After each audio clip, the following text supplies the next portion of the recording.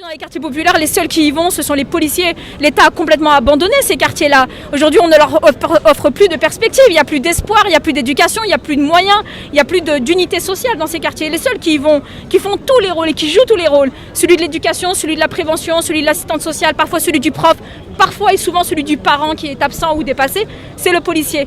Et en réalité, le message important aujourd'hui, c'est de dire aux gens, quand il n'y aura plus de policiers, ne croyez pas que vous serez protégés parce que vous serez les premiers en danger. Ce sera la loi du plus fort, ce sera la loi de la jungle. Il n'y aura plus personne pour vous protéger. Je pense qu'il y a des obligations de la part de l'institution policière, premièrement, pour savoir communiquer auprès de la population et notamment chez les plus jeunes. 86% des Français sont favorables à ce rassemblement. Je pense qu'on ne peut pas faire mieux. Aujourd'hui, on a vu des politiques de tous les bords, de la gauche à la droite.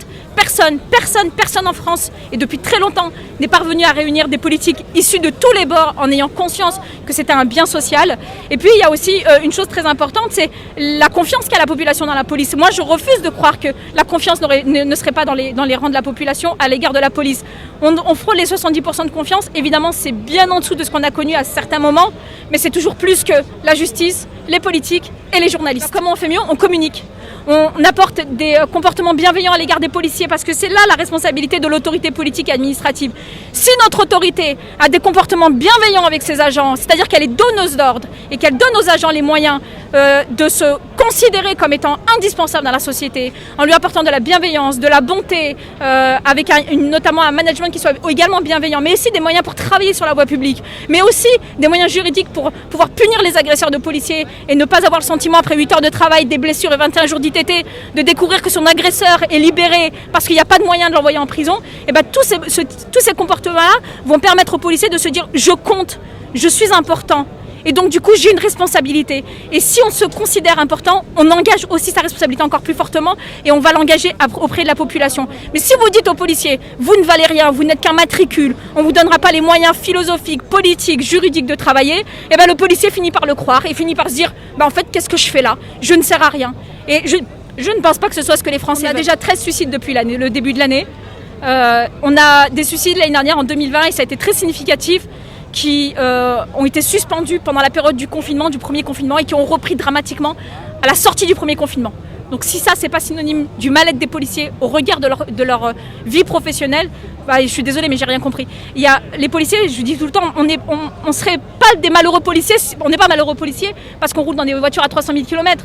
On pourrait rouler dans des voitures à 300 000 km si on savait derrière qu'on vaut quelque chose et au regard de la population, et dans le regard de la population pour laquelle on engage notre vie, mais également dans le regard de notre institution administrative et de notre institution politique. Et donc du coup de ce côté-là, en fait, on demande juste à ces trois entités de se comprendre et de s'entendre.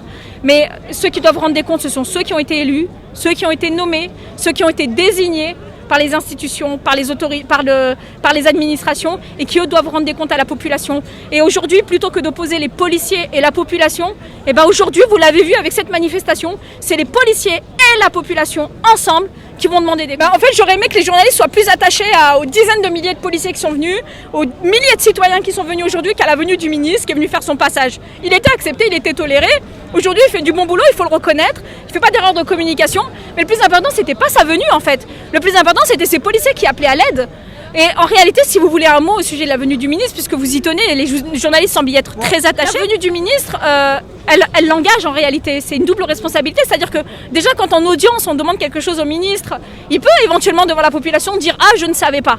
Sauf qu'aujourd'hui, il est venu et ça l'engage 2 fois. Et donc du coup, ça responsabilise 2 fois. Et nous espérons que le ministre ne nous fera pas un « Je vous ai compris », sans suite et sans effet. Bien sûr que c'est un appel à l'aide, mais en fait c'est appeler à l'aide la population, alerter la population. Nous sommes des sentinelles de la société et on met la tête et les 2 mains là où beaucoup ne mettraient pas leurs pieds.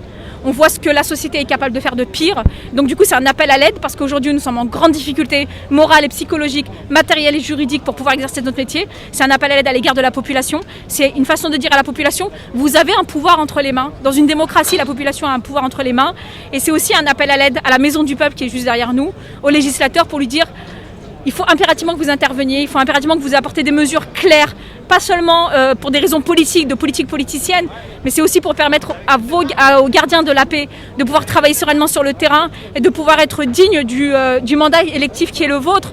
Parce que souvent on parle des personnes, des auteurs, des conditions dans lesquelles les auteurs vivent dans les établissements pénitentiaires. Moi je pense que c'est un vrai sujet.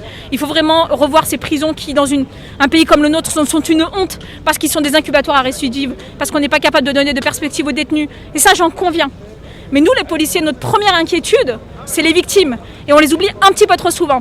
On n'entend jamais parler des victimes, on n'entend jamais parler de leur souffrance, on n'entend jamais parler de leur douleur, on n'entend jamais parler du manque de justice à l'égard des victimes que nous portons dans nos bras, que nous réceptionnons, que nous entendons, et qui elles sont oubliées des médias et du politique. C'est pas la raison de ce rassemblement en fait. Les revendications matérielles et pécuniaires, c'est des revendications syndicalistes, corporatistes, catégorielles, comme il y en a dans toutes les branches professionnelles, ça c'est un sujet.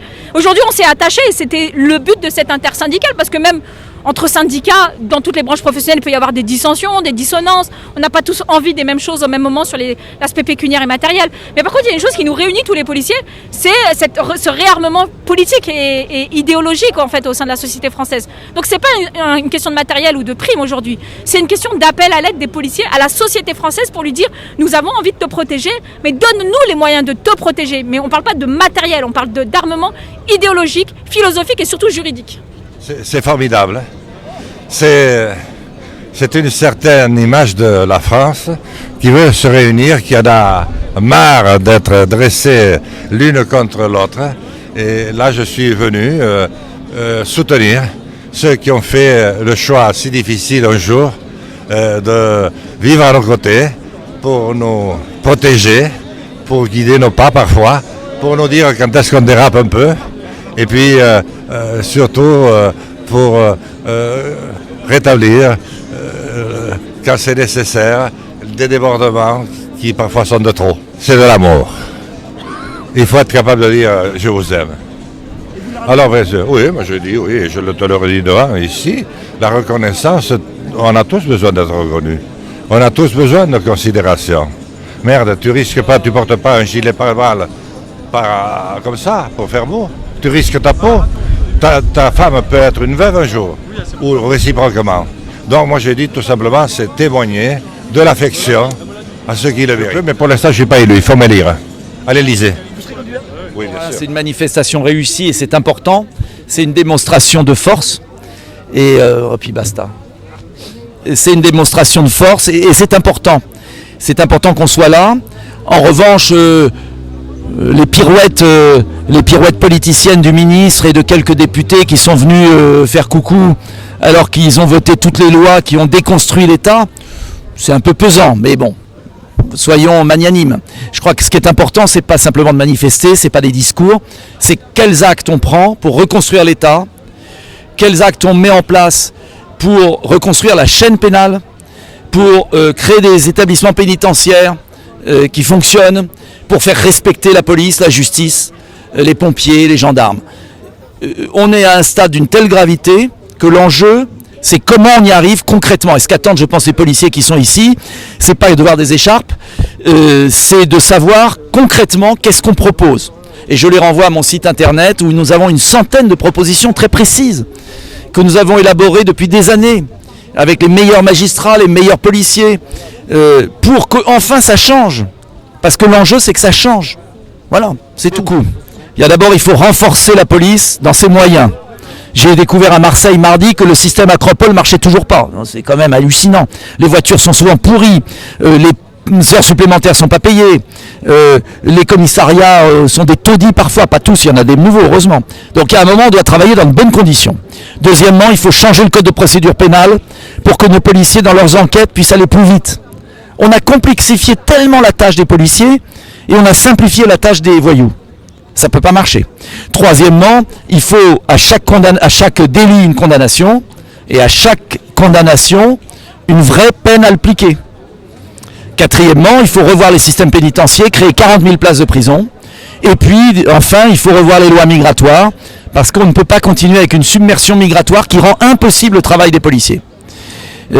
Ça veut dire très clairement fonctionner avec, par exemple, le rétablissement de l'expulsion systématique des délinquants étrangers au terme de leur peine.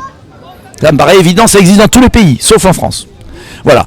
C'est un ensemble de mesures, je pourrais en détailler encore des dizaines. Et bien sûr, les peines planchers pour toute agression de policier. Si, dès qu'on interpelle, on libère le délinquant, si on n'organise pas des fouilles générales des caves pour toutes les armes, si on ne lutte pas contre le trafic de drogue avec de vrais moyens, le vrai problème, ils l'ont dit d'ailleurs là, le problème est judiciaire. C'est le problème. La justice n'est plus rendue au nom du peuple français. C'est ça la réalité. Donc, si on ne remet pas en marche le système judiciaire, on ne pourra pas défendre la police. Les deux vont de pair. C'est un travail immense, ça prendra plusieurs années. Mais pour ça, il faut un référendum. Il faudra faire adopter le plan par référendum. C'est la seule solution pour surmonter le Conseil constitutionnel, les médias, la presse, les magistrats. Il faut un référendum dès le premier jour d'un mandat.